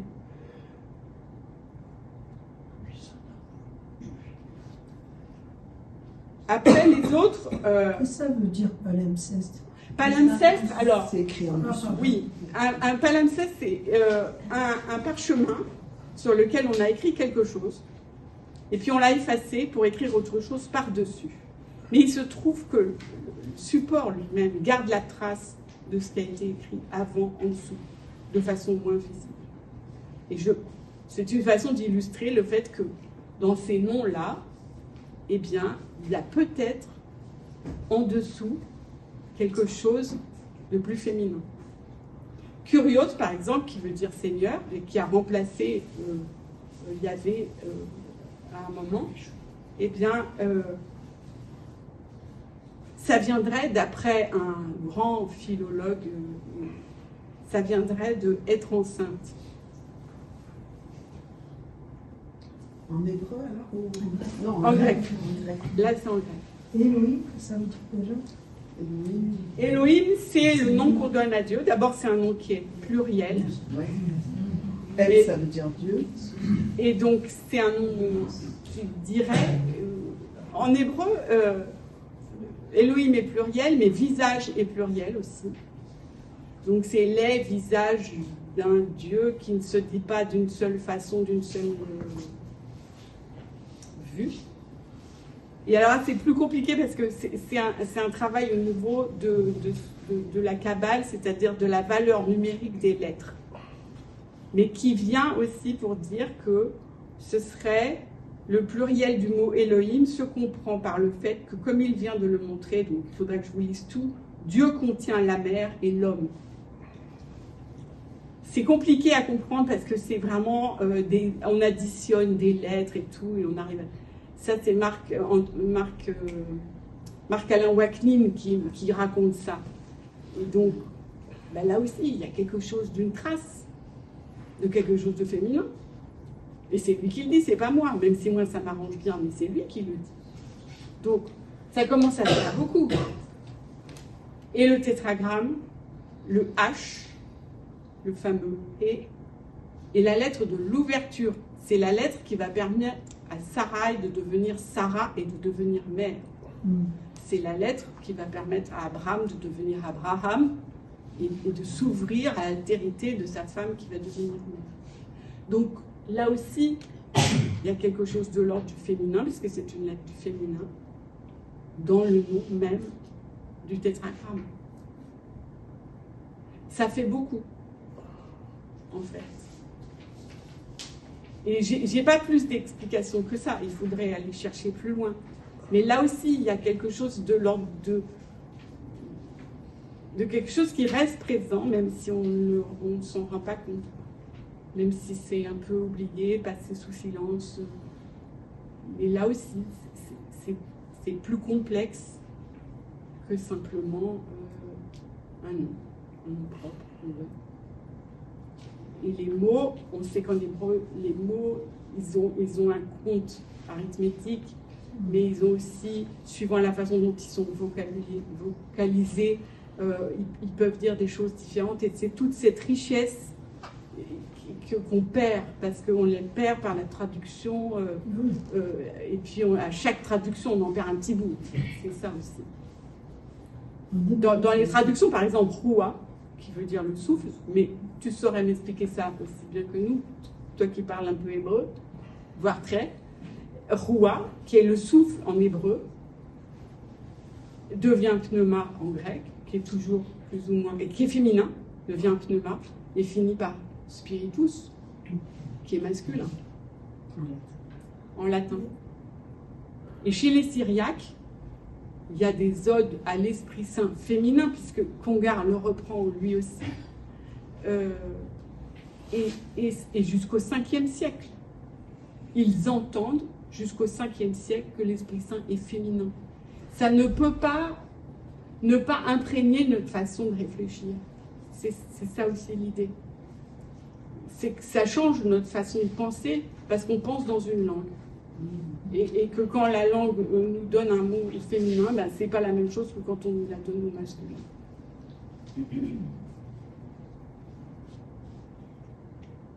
Et donc, du coup, je vais vous emmener par ici. Et je vais vous emmener à Dieu Rayamandreni. Alors là, on a complètement changé de lieu et de culture. On est chez les Malgaches. Pour vous montrer que le langage, c'est quand même une chose très compliquée. Les Malgaches, ils ont reçu la parole de l'Évangile tardivement. Ils avaient avant une culture tout à fait polythéiste. Et quand on dit Dieu créateur, ils savent très bien de quoi il s'agit. Et c'est un Dieu qui est violent. Parce que chez eux, les dieux créateurs sont des dieux violents. Et donc quand on dit que Dieu est Père et que Dieu est créateur, ça ne compte pas pour eux.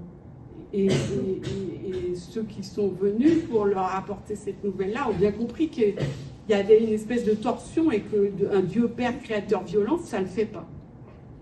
Et donc ils ont... Et c'est le reste... Je me base sur un document qui a été écrit pour une thèse, où il dit, ben, alors il va falloir qu'on trouve dans notre langage, à nous, malgache, quelque chose qui colle. Et en malgache, Rayamandreni, ça veut dire la personne de confiance. Donc le président, par exemple, est Rayamandreni. Parce qu'il a la confiance du peuple et il doit, en plus, ça sous-entend l'idée que cette confiance doit s'appliquer, y compris aux plus petits, pour sauvegarder les plus petits. Et en fait, le mot Rayamandreni, et ça c'est un spiritain qui m'a fait découvrir parce qu'on papotait de mon travail et il me disait ton Dieu il est Rayamandreni. Je lui dis d'accord, mais expliquez-moi. Ray ça veut dire père. Aman ça veut dire et. Dreni ça veut dire mère. Donc ce mot-là, ils l'ont dans leur vocabulaire. Père et mère. Et c'est un mot qui est tout accroché. Donc, un père peut être père et mère. Une mère peut être père et mère. Un responsable politique peut être père et mère. Et donc, Dieu peut être père et mère. Et est père et mère.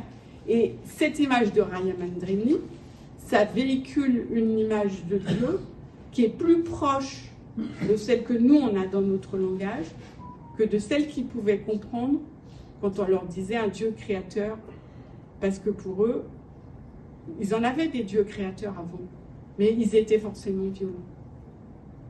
Donc voilà, ça permet de comprendre qu'à partir du moment où eux, ils évoluent avec cette image d'un Raya Mandreni, ben alors ils vont penser autrement que nous qui n'avons pas à notre disposition cette expression. Et c'est une expression qui est dans leur langage le plus commun. Ce n'est pas une expression d'un langage sacré ou religieux. Et donc c'est aussi cette question qu'il faut se redemander en permanence. Est-ce que notre langage dit ce qu'on veut dire?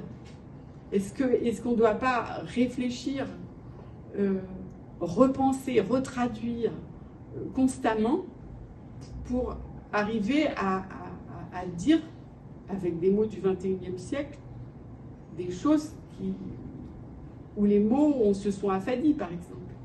Où les mots ont perdu leur sens, où on ne sait plus ce que ça veut dire. Donc, certes, mon travail était un travail sur les images, mais en fait, c'était un travail sur le langage, essentiellement.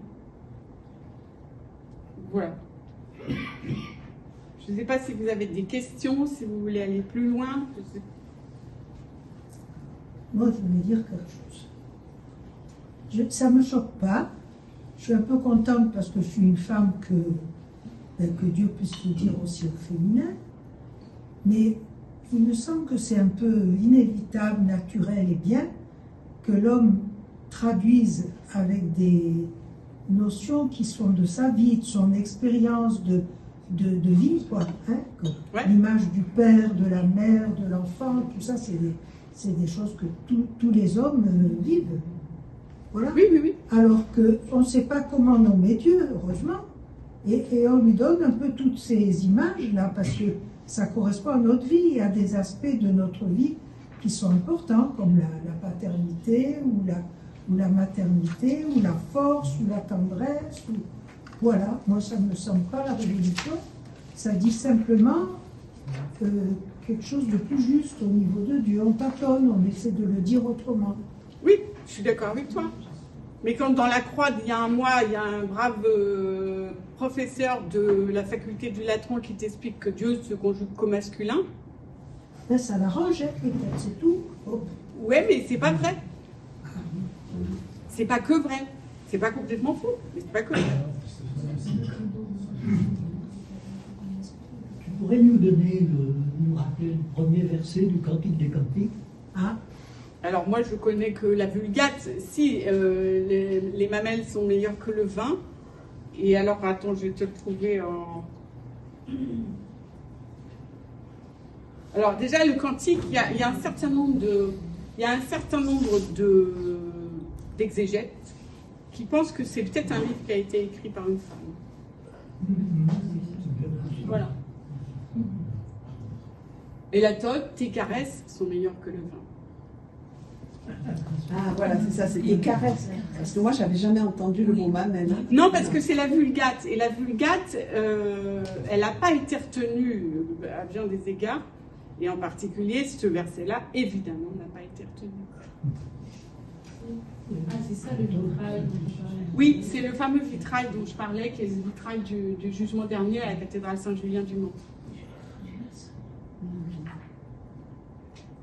Et c'est pas une interprétation tirée de ma part de dire ce vitrail, on voit bien qu'il a une poitrine. Je l'ai lu dans un livre de Marie-Madeleine Davy, qui est une spécialiste de la symbolique du Moyen-Âge. Donc c'est pas une vibration d'un cerveau un petit peu dérangé. Et elle dit, et elle appuie, elle cite de nouveau cette fameuse dévotion médiévale à Jésus notre Mère. Si on a ça en tête, que au Moyen-Âge, dire Jésus est notre mère, elle est même la seule vraie mère, comme le dit Julienne, ben alors, ça colle, quoi.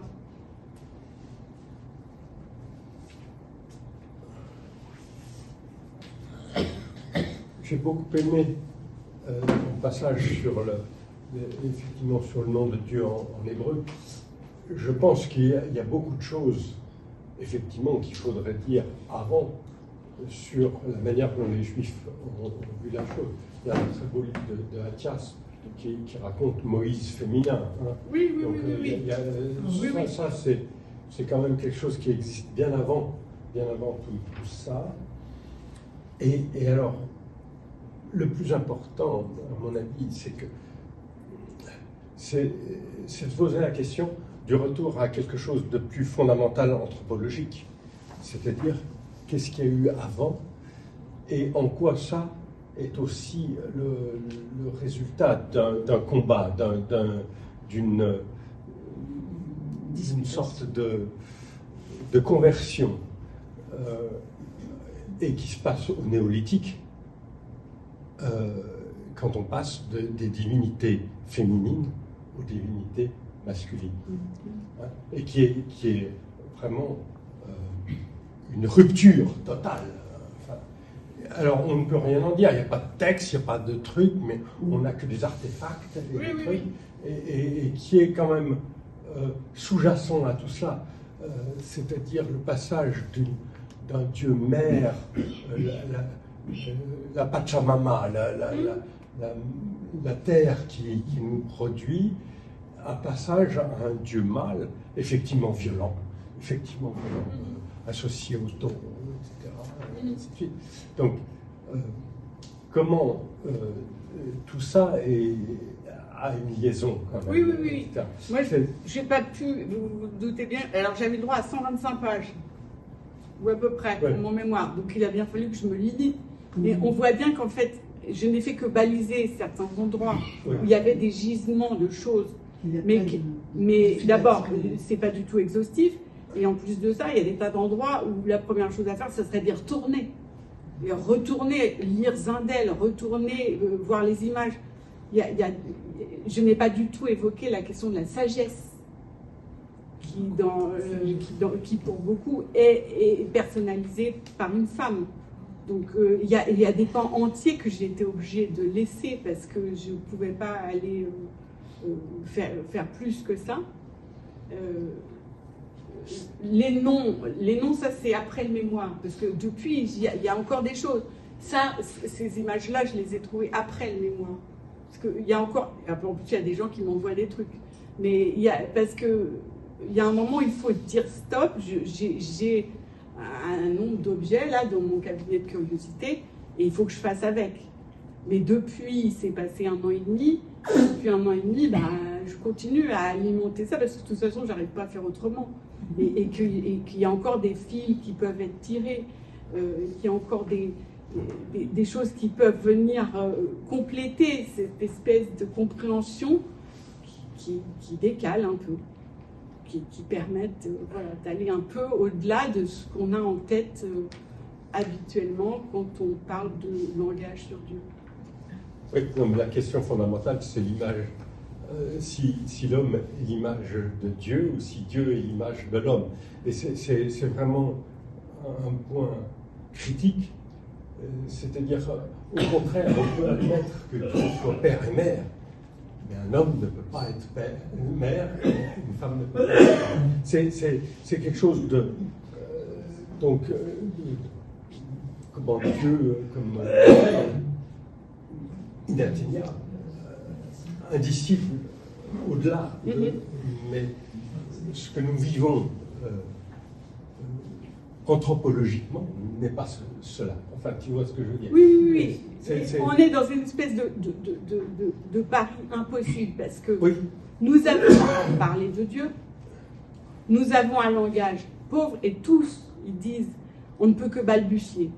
Gounel, qui est un théologien montpelliérain, protestant, qui est plutôt sur la fin de sa vie, dit « Je suis à la fin, toute fin de ma vie, j'ai fait de la théologie toute ma vie, et je ne peux que balbutier. » Donc j'ai beau avoir... Oui. Et donc je pense qu'on en est tous là, et on en sera toujours là. Et c'est peut-être d'ailleurs bien qu'on en soit là. Mais en même temps, on doit en même temps balbutier avec très peu de mots, et en même temps on ne peut pas se taire. Donc on fait comment? Eh bien on fait comme ça. On fait comme on peut, c'est-à-dire c'était avec des images, avec des textes, qui ne diront jamais que des petites choses. Voilà. Moi j'ai l'impression, je ne sais pas si vous faisiez ça quand vous étiez enfant, mais ça m'est arrivé, de faire ce qu'on appelait des dessins numérotés. Il y avait des tas de numéros sur une feuille, et puis on allait du 1 au 2, du 2 au 3, comme ça, en tirant des fils, et au bout du compte, ça dessinait quelque chose qu'on ne pouvait pas voir tant que ce n'était pas fait. Eh bien, j'ai l'impression que c'est ça qui fait là. C'est ce travail-là. C'est-à-dire qu'il y avait des choses dans l'Ancien Testament, il y avait des choses dans les images, il y avait des choses chez les mystiques, il y avait un peu partout. Et j'en ai sûrement pas vu beaucoup. Mais elles étaient éparses. Et en fait, la seule chose que j'ai réussi peut-être à faire, c'est faire aller un peu ensemble pour donner une image de Dieu un peu différente. Et en tout cas, pour me dire à moi-même, puisque c'était la question, attention au langage. La question de la traduction, la question du langage, la question des métaphores, de ne pas se mélanger dans les métaphores et de ne pas penser que les métaphores, il faut les prendre au pied de la lettre. Toute cette réflexion-là, c'est des choses que je n'avais pas avant de faire ce travail. Voilà. Moi, je voudrais revenir un peu sur le statut de l'image au Moyen-Âge, parce que, notamment sur les Bibles que tu as appelées moralisées, c'est ça? Oui. Je me dis, les scribes, les moines scribes qui recopiaient les Bibles une à une, ils étaient censés ne pas changer le texte. Donc, là où ils avaient un espace d'expression, c'était dans les dessins. Oui. Même s'ils reprenaient les dessins du moine d'à côté, ou, etc. Donc, est-ce qu'on peut dire, ou est-ce que c'est très simplificateur, que c'était leur analyse théologique ou leur recherche théologique personnelle et pas forcément officielle qui peut transparaître dans ces dessins et que c'est dans ces miniatures, et que c'est en ça que c'est intéressant. Ça permet de voir comment la théologie évolue, ou en tout cas celle qui n'est pas que la théologie officielle. Je pense que l'image est sûrement un lieu de liberté. C'est ce que dit Slug aussi, c'est-à-dire que l'image, elle n'est pas forcément là pour illustrer le texte. Voilà, c'est ça. Et à tel point qu'il y a des fois où l'image, c'est le contraire du texte, quasiment. Et puis dans ces Bibles-là, le texte est réduit de plus en plus à la portion congrue. Oui. C'est-à-dire qu'on a une Bible qui est censée être l'écriture avec un grand E, où il n'y a plus d'écriture, ou très peu. Et donc, c'est toute la difficulté du rapport entre le texte et l'image, parce qu'effectivement, quand on ouvre un livre, s'il y a une image, c'est ça qu'on voit en premier. Et à partir du moment où on voit une image, qui en plus est une image frappante, comme ils disent, c'est-à-dire quelque chose qui, tout d'un coup, dit « Oula, c'est quoi ce truc ?» La lecture qu'on va faire après, elle est forcément modifiée par la présence de l'image qu'on vient de voir. Et ça, ce rapport-là, il est complexe et on ne sait pas forcément très bien comment ça fonctionnait parce qu'on n'a pas de texte qui explique comment ils élaboraient les textes. Enfin, tu vois, il n'y a pas... comment ils élaboraient les images, non? Les textes et les images, mais comment ils arrivaient à articuler les deux. Et tout ce qu'on a, c'est certains livres, et on n'en a pas beaucoup, parce qu'il y en a beaucoup qui ont été détruits, que tous ne se conservent pas très bien, mais on n'a pas de commentaire de comment on a choisi, pourquoi on a choisi. Leur obsession, c'était la typologie. Et donc je pense que dans les Bibles des pauvres, quand on a une image sur laquelle il y a 3 épisodes, bien catégorisés, toujours les mêmes, alors la mémoire, elle fonctionne bien. Elle sait te dire, avec la crucifixion, c'est la création d'Ève. Ça colle. Et pour chaque épisode, on a chaque fois deux épisodes. Et parce que c'est aussi l'entre-deux des images. Quand on a une image, on peut faire un commentaire d'une image. Quand on en a 2, on fait un commentaire de chacune. Mais si on les met ensemble, alors le commentaire, il vient entre les deux. Et il vient faire dialoguer les images. Et donc, c'est encore un autre commentaire que de commenter une image qu'une autre. Et donc, en fait, on crée une supra-image, je ne sais pas comment dire, avec 1, 2, 3. Et le commentaire, il ne va pas être sur une image. Il va être sur qu'est-ce que je vois quand je vois les 3 en même temps. Et je pense que c'est comme ça que ça fonctionne, les Bibles des pauvres et les Bibles moralisées. Et il y a tout un travail que je n'ai pas eu le temps de faire et que je ne ferai sans doute jamais, mais qui est justement sur le rôle de la mémoire. Parce qu'au Moyen-Âge, il y a des bouquins entiers de théories sur la mémoire. Comment mémoriser? Et parmi les façons de mémoriser, Alors, il y a des choses qui viennent de l'Antiquité, par exemple, se balader dans une rue et à chaque maison donner un titre de chapitre. Et comme ça, quand tu fais le chemin, soit physiquement, soit dans ta tête, tu sais qu'au numéro 1, c'est tel chapitre, etc. Donc, c'est une façon de mémoriser. Mais on sait que les images dites frappantes, ou les images étonnantes, comme celle-là, par exemple, ou d'autres, ça va être des choses que ta mémoire va enregistrer vachement mieux. Et donc, il y a tout un rapport aussi à ça. Et est-ce que ceux qui élaboraient ces fameux canevas de Bible avaient ça en tête? Il est probable que oui. Et le texte de Julienne, il y a certains spécialistes qui pensent que la version la plus longue, qui est la dernière qu'on ait, elle a travaillé aussi sur cette question de l'ars memoria, de l'art de la mémoire, par des nombres. Il est parsemé de nombres. Alors il y a des 3, il y a des 4, il y a des 6. Et pour eux, c'est sans doute aussi une façon, puisqu'il s'est passé quasiment 20 ans à peu près, et ça c'est dans le texte, entre la rédaction de son livre et ce qui lui était arrivé, il faut bien qu'elle s'en soit souvenue d'une façon ou d'une autre. Et c'est sans doute par des artifices de ce genre-là. Mais c'est sans fin. Enfin, et je ne suis pas spécialiste du tout. En fait, moi, j'ai plongé dedans pour le mémoire, mais je n'ai pas de formation non plus en iconographie médiévale. C'est juste que je trouve ça... Alors d'abord, je trouve qu'elles sont d'une beauté inouïe, toutes ces images. Et je vous en ai montré qu'un tout petit bout.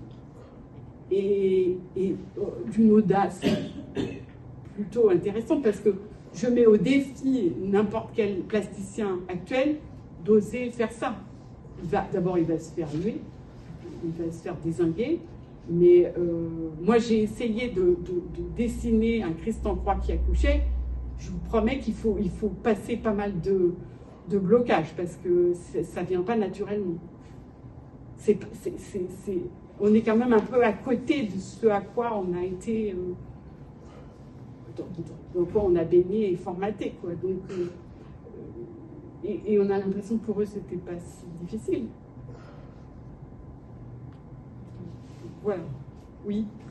Est-ce que je peux dire autre chose? J'ai l'impression d'être un peu sur une autre planète. Mais non, vas-y. J'y vais quand même. Moi, il me semble que ce que découvre le peuple juif, ce que Dieu lui dit de lui, c'est que c'est un Dieu unique et que c'est le tout autre.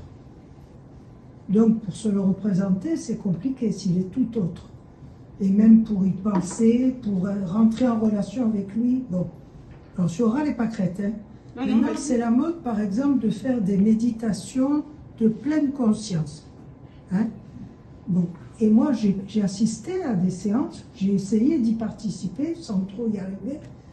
Mais il y a des choses bonnes, hein, mais bon, j'ai vu qui ne fonctionnaient pas, où on aurait dit que l'homme était tout seul face à Dieu, dans son ventre, enfin, tout seul, quoi, qu'il n'y avait pas d'autre, justement, il n'y avait pas tout autre en face de lui à qui s'adresser ou de qui entendre ou recevoir quelque chose. Bien. Et ça, c'est quand même compliqué à vivre, parce qu'on a besoin de choses concrètes, on a besoin... Voilà. Et alors, moi, je suis moins sensible aux histoires d'images, de sexe, d'images même des choses que tu as dites. Mais le fait que Dieu est l'autre, et le tout autre avec un A majuscule, et qu'on ne peut pas se faire d'image de lui, hein, et en même temps, on ne peut pas faire autrement que projeter les images qu'on a en soi, les expériences qu'on a en soi. Bon. Et on y cherche du sens. On cherche un sens à sa vie, de ce qu'on repère de Dieu dans les textes ou dans son expérience chrétienne ou mystique ou tout ça. Tu vois. Et je sais pas, je mets ça un petit peu en contradiction avec ce qu'on a dit là, un peu peut-être maladroit ce que je fais. Non, je cherche. Hein. Mais je dis, c'est un autre chemin, ça. Et moi, il me semble que c'est toujours le danger avec quelque chose qui n'est pas défini, que tu projettes tes trucs à toi. Mais on n'a pas le choix de faire autrement. Mais non, C'est voilà. c'est ce que dit Marguerite. Voilà. Les Et en même- métaphores, on les prend là où on... Et en même temps, dans ça le te quotidien. remet en cause, parce que c'est quand même pas tout à fait toi ou que les trucs que tu inventes. Enfin, je sais pas dire mieux, mais il me semble qu'il y a un chemin. Non, mais moi, ce que je retiens, c'est que de plus en plus dans le temps, on a effacé des images féminines de Dieu pour aller de plus en plus dans des images masculines. Et viriles et masculines. Et ceci, peut-être, tu l'as évoqué, sous l'influence de la culture romaine, qui a fortement marqué Oui, c'est ce que notre dit Église. Baudiquet, mais c'est ce que disent beaucoup, et en particulier toutes les femmes théologiennes et les exégèses théologiennes féministes, qui te disent que c'est en même temps que l'Ancien Testament est rédigé dans un univers qui est patriarcal, que Jésus est né dans un univers qui est patriarcal, que les débuts de l'Église sont aussi imprégnés de ça, et que... Il n'est pas que les débuts, parce que maintenant, non, mais ça vient jusqu'à maintenant. Mais Maintenant, que c'est donc, des hommes, mais justement, l'exégèse, c'est d'arriver à faire la part des choses entre ce qui est du contexte et ce qui est de l'ontologique. Et c'est ce que dit, alors je vais quand même vous emmener 2 minutes chez le théologien, à propos de Rahner. Parce que Rahner, c'est pareil, ça m'a un peu fait un coup au plexus, et quand je parlais de ça à mes profs, ils étaient un petit peu sur le cul. Pour Rahner, donc c'est quelqu'un qui cite Rahner, hein, c'est Gibellini dans le panorama du XXe siècle. Il dit, pour Rahner, comme nous disons que Dieu est Père, nous affirmons analogiquement des propriétés qui se réalisent non seulement dans l'être Père, mais aussi dans l'être Mère. Et c'est donc, on les entend rigoureusement, les deux expressions sont conceptuellement équivalentes. Dieu Père ou Dieu Mère, c'est pareil chez Rahner. Mais c'est Rahner. Enfin, Rahner, c'est le grand théologien de Vatican II. Et il dit que la masculinité du Christ n'a aucune valeur salvifique. Il faut l'entendre quand même dans les années de Vatican, les années 50, 60. C'est-à-dire que, voilà, il y a ces hommes-là qui ont été les piliers de Vatican II, ont pu aussi dire ça. Et je pense que c'est important. C'est-à-dire que, il dit bien, la question, c'est la question du contexte. C'est pas pour dire que c'est pas bien. Il pouvait sans doute pas s'exprimer autrement, étant donné le contexte. Mais maintenant, le contexte a changé, ou est en train de changer, ou on voudrait qu'il change. Et donc, il faut repenser ces choses-là. Il ne faut pas être dans la tradition, quand elle est mal comprise, c'est-à-dire on a toujours fait comme ça. On a toujours fait comme ça, donc ne changeons rien. Non. C'est pervertir la tradition elle-même que de la figer. La tradition, c'est de se poser des questions. La tradition, c'est de vouloir toujours trouver un langage qui soit sans trahir, mais en adéquation avec les gens auxquels il s'adresse. Quand c'est les malgaches, il faut trouver un autre langage. Mais quand c'est nous, il faut trouver un autre langage. En fait, au plus ça va, au plus c'est ça le problème. Les images, elles sont un point de départ, elles sont un support, elles permettent d'entamer une réflexion et de se dire que ce que je raconte là, les mots, ils existent déjà. Relisons Julienne de Norwich ou d'autres. Il y a déjà des gens qui sont utilisé un langage différent. Simplement, on l'a passé sous silence, on l'a oublié. Les mots, ils y sont. Hein. Il faut aller les déterrer, les sortir, les remettre en vigueur, et pour s'apercevoir que ça donnera de l'air. C'est peut-être pas pour rien que c'est très trivial ce que je veux dire, mais je fais le lien avec le fait que quand même il y a beaucoup de, ça a été d'actualité avec le pape, une population croyante qui est beaucoup de superstition, mais quand même il y a beaucoup de dévotion sur les saintes. Marie-Madeleine n'en parle pas, on pourrait faire au programme. Et c'est pas pour rien que un peu en réaction à la culture dominante patriarcale aujourd'hui, pas pour rien que les jeunes c'est surtout des femmes et des saintes qu'ils aiment. Regardez Fatima, Lourdes, et bien d'autres, vous parlez à l'Amérique latine ou bien le pape. C'est peut-être pas pour rien, c'est une réaction contre. Voilà. Non, mais pas, effectivement, faire, peut-être. Moi, j'ai pas d'avis là penser à sur la ça. question. Hein. Très honnêtement, je sais pas. Et je sais pas s'il y a tant de femmes que ça, parce qu'il y a aussi des grands pèlerinages à Saint-Jacques-de-Compostelle ou à d'autres endroits. Mais je crois vraiment que. Moi, j'ai eu l'impression que c'était un appel à se poser les questions et à prendre la mesure de ce que c'est que parler, et de ce que c'est que la métaphore et de ce que c'est que le langage. Pour moi, c'est ça. Si j'ai à retenir quelque chose, évidemment, les images, je ne peux pas les oublier parce que d'abord, elles sont délicieuses. Enfin, il y a un côté. Enfin, moi, ça m'a mis le cul par-dessus tête. Et puis, tous mes copines qui travaillaient sur leur mémoire, quand je leur montrais ça, elles étaient aussi. Ma directrice de mémoire, elle était complètement ébahie. Elle m'a dit, mais on est à l'ICP, j'ai jamais entendu parler de Julienne de Norwich, c'est pas normal. On parle même pas des images. Elle est allée voir le directeur du département de mystique et qui lui a dit, ben non, je sais pas qui c'est. Voilà, c'est tout ça que ça charrie, en fait, derrière ce mémoire.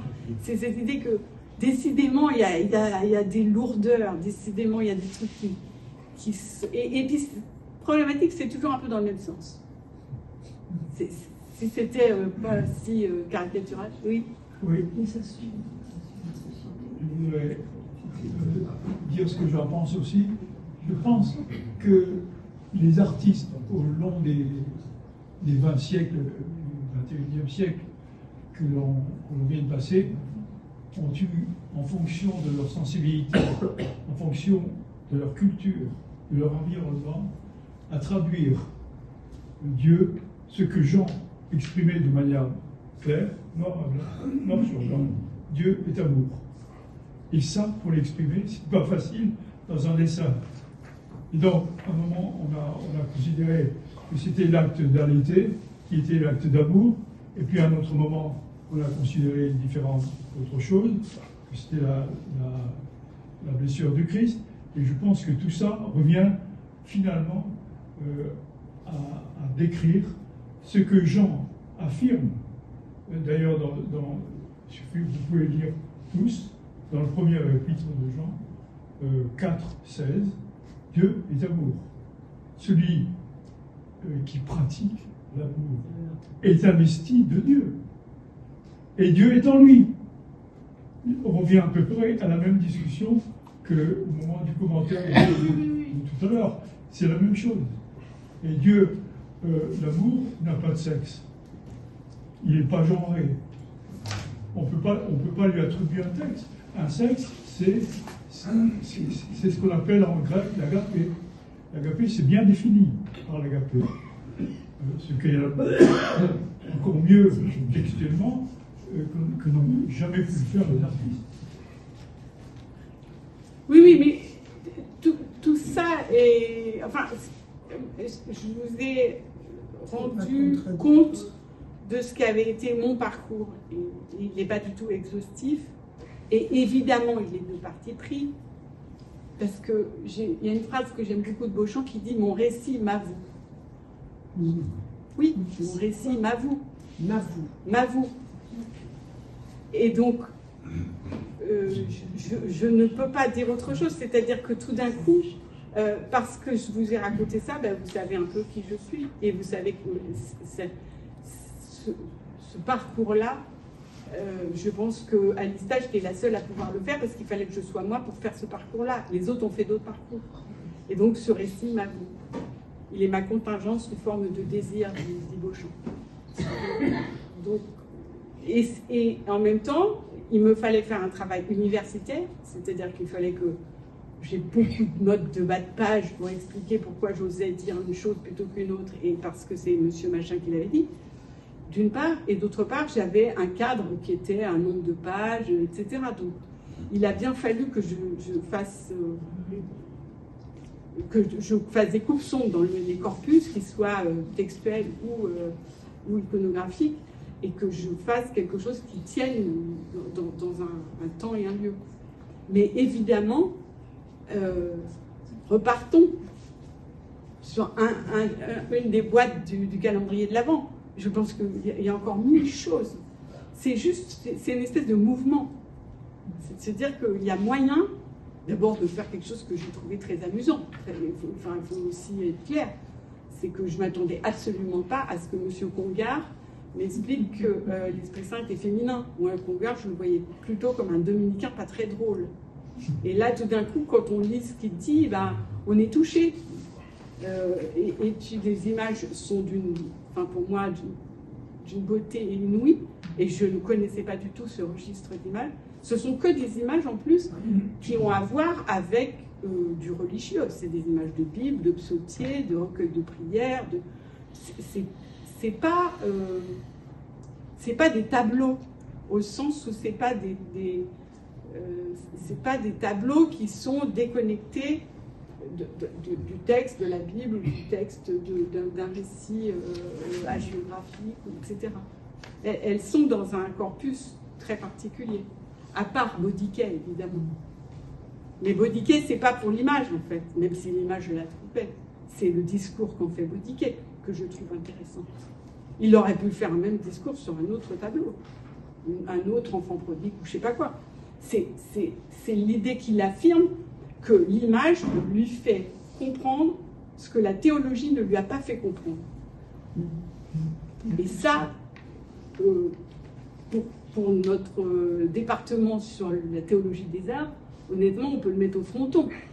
C'est-à-dire que tout d'un coup, il vient valider tout ce qu'on essaye de faire dans ce département, c'est-à-dire de montrer la pertinence de l'expérience esthétique comme moyen d'aborder la théologie. Donc on n'est pas dans le discours, on n'est pas dans le langage tout fait, le discours où on apprend quel théologien dit quoi. On est dans l'expérience.